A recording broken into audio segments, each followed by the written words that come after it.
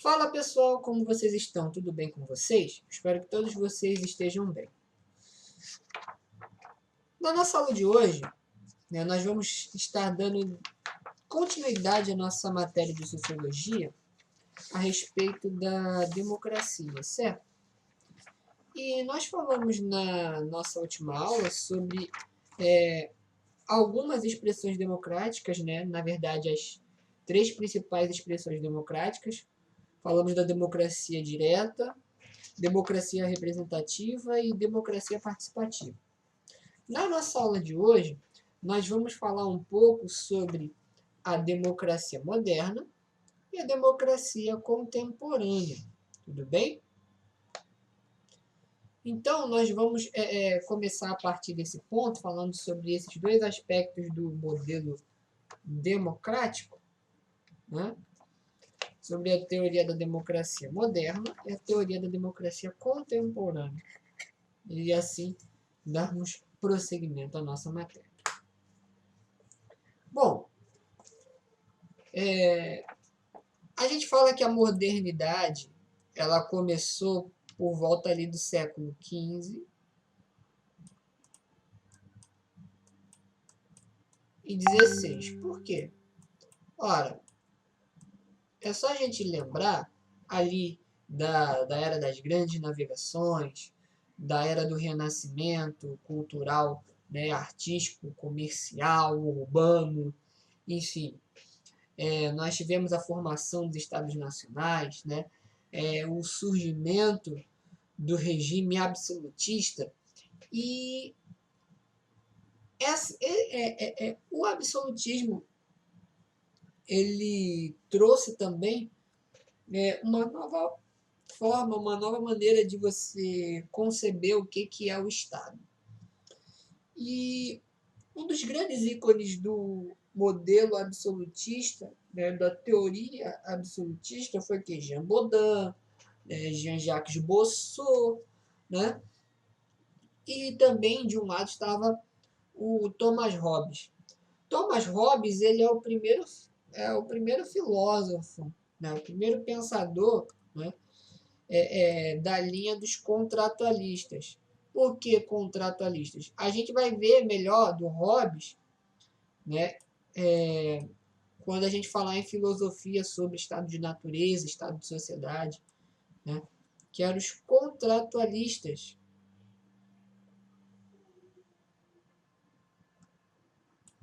Filósofos contratualistas, e aí você tem a sequência que a gente vai falar ao longo dessa aula, né?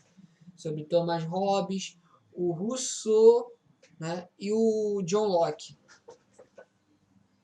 Por que eles eram chamados de contratualistas? Porque eles acreditavam que para que houvesse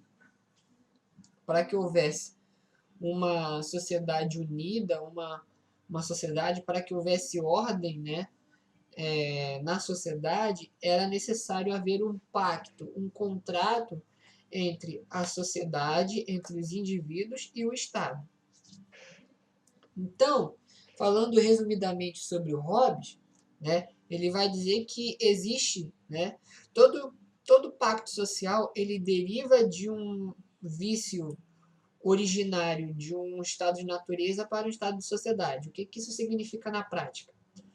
Quer dizer que o homem, no seu estado de natureza, né, ele tem uma determinada prática que inibe, né, a convivência dos indivíduos em sociedade. Então, para que os indivíduos, os seres humanos, possam viver em sociedade, eles precisam, né, criar um acordo, um pacto. Né? E na visão do Hobbes, né, o homem no seu estado de natureza ele vai acabar se matando, se autodestruindo, né? Porque os homens eles são invejosos, egoístas e que por causa dessa atitude na natureza do homem, né? Eles são movidos pela desconfiança e a desconfiança gera um constante estado de guerra. Né? O estado de natureza é um estado de guerra. Então, para que haja paz entre os homens e da sociedade, é necessário haver, né, um estado leviatã, que ele chama de leviatã. Leviatã era o nome de um monstro na Bíblia, né? Se eu não me engano, que está situado no livro de Jó. Era um monstro mitológico, né? E por causa dessa razão, né, para que os homens entrassem em acordo, era necessário um Estado Leviatã. E o que seria esse Estado Leviatã? Seria, né, um Estado que tivesse plenos poderes sobre a vida dos indivíduos. Por isso que o Hobbes ele vai dizer que esse processo, né, de Estado Leviatã, da constituição do Estado, ele é uma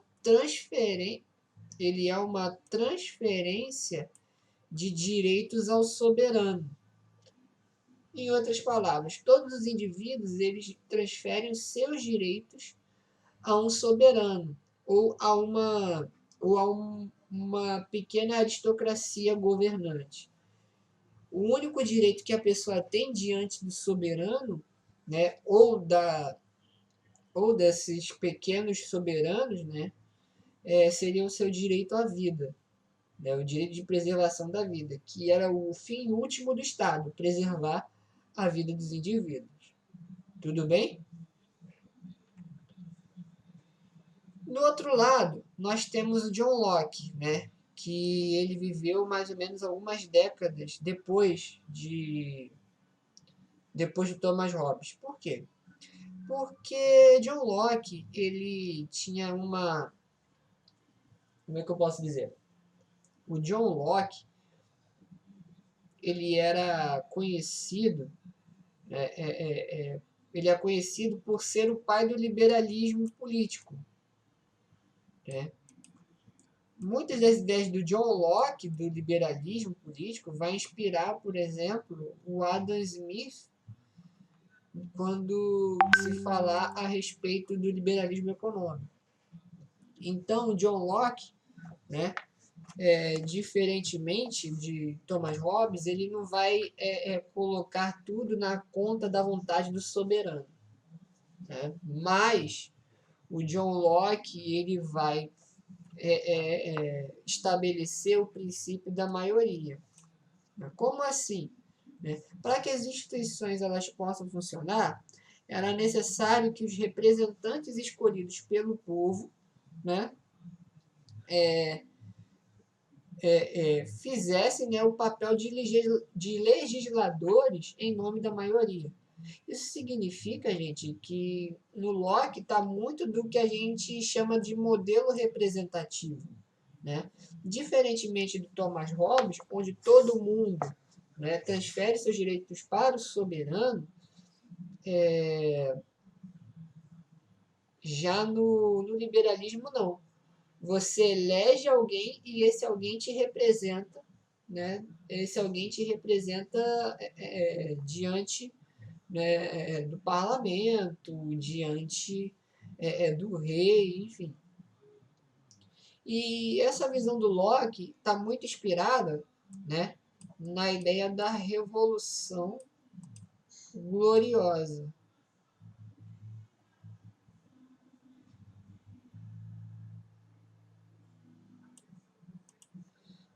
Da Revolução Gloriosa de 1688.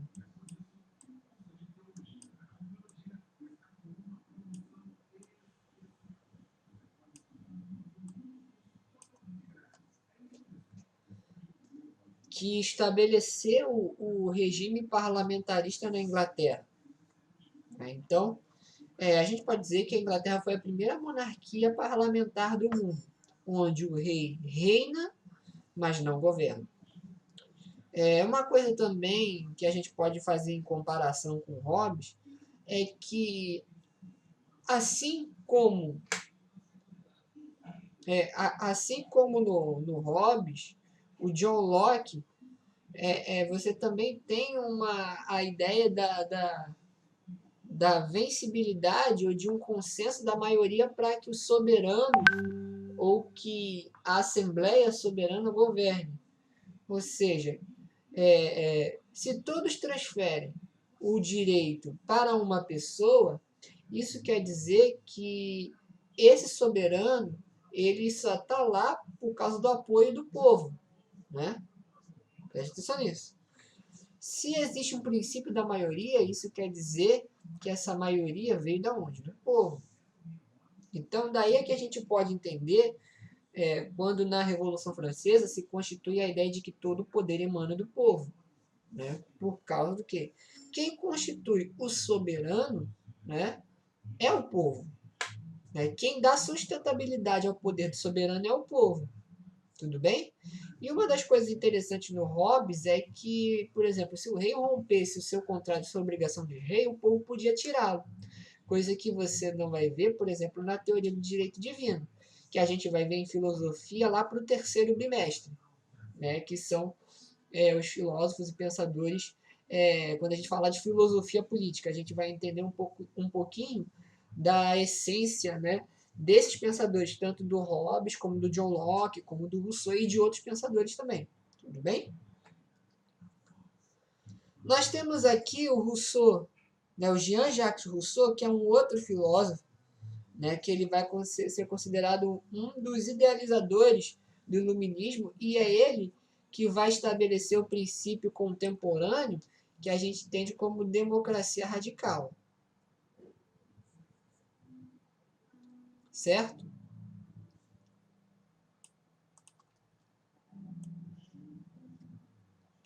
A democracia radical, ela é estabelecida por quem?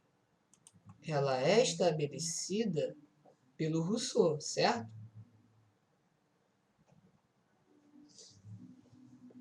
E por esse fato do princípio da democracia radical ser estabelecido pelo Rousseau, você tem esse princípio no qual a vontade geral, né, ela poderia ser representada, mas ela teria que ser exercida diretamente. Né?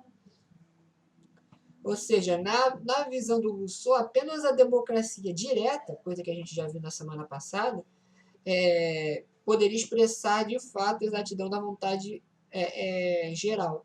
Porque se você prestar atenção na análise crítica do Rousseau ao modelo representativo, é que, por exemplo, você vota em alguém para ser representado.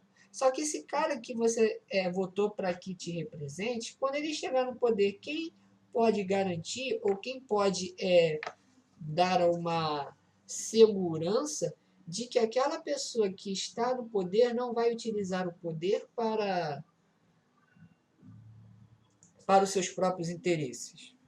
Isso é uma coisa para se pensar no Rousseau. Então, ele vai dizer o quê? Que a legitimidade ela só se dá a partir de uma representatividade direta, ou seja, quando cada indivíduo ele tem a capacidade de se representar, né? E aí ele expressa isso no livro dele do Contrato Social, onde também fica expresso, né, que o homem ele nasce bom, mas a sociedade o corrompe, né, principalmente a partir da propriedade privada, e o Marx vai se apropriar muito dessa filosofia do Rousseau, né? E também a gente vai poder dizer, a gente vai poder falar, como é que eu posso dizer? A gente vai poder dizer também que a partir daí, esse modelo, né, de representatividade direta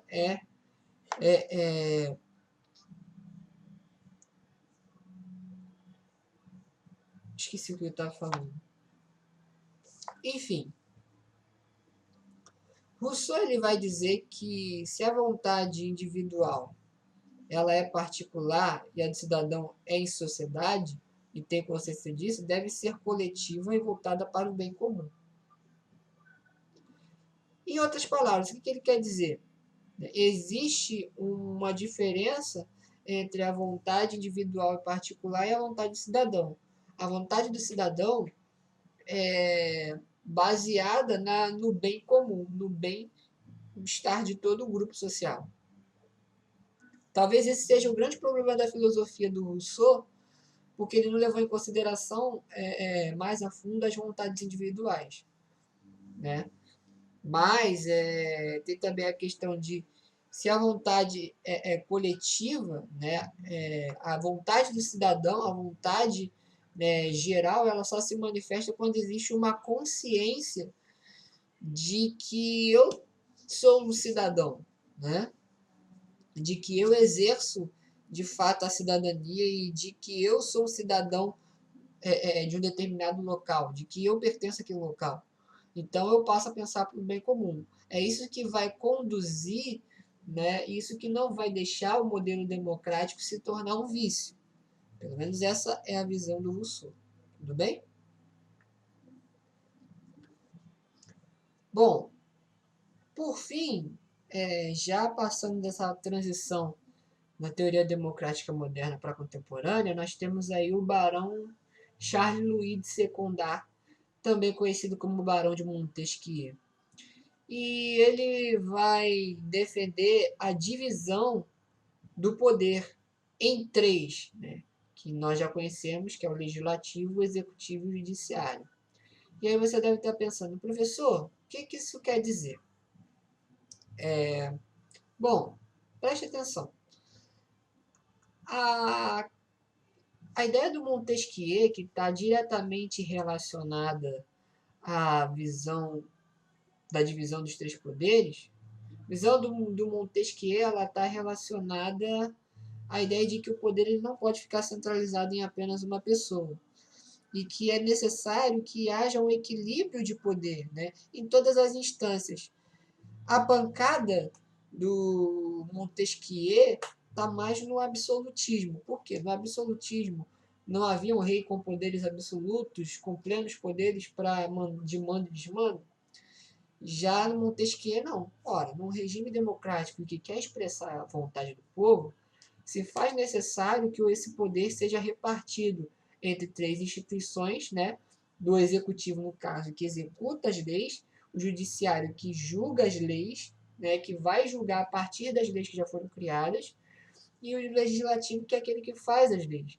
E nesse caso, haveria um equilíbrio harmonioso entre os três para que um não se sobressaia ao outro.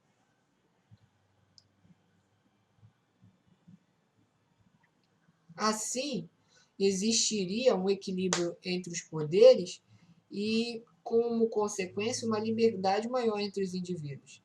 E é só a partir desse princípio da liberdade que existiria a moderação. Ou seja, a liberdade, né, na visão de Montesquieu, ela só existiria com essa moderação entre os três poderes. Porque aí você tem o equilíbrio do até onde o cidadão ele pode fazer e o que ele não pode fazer, né?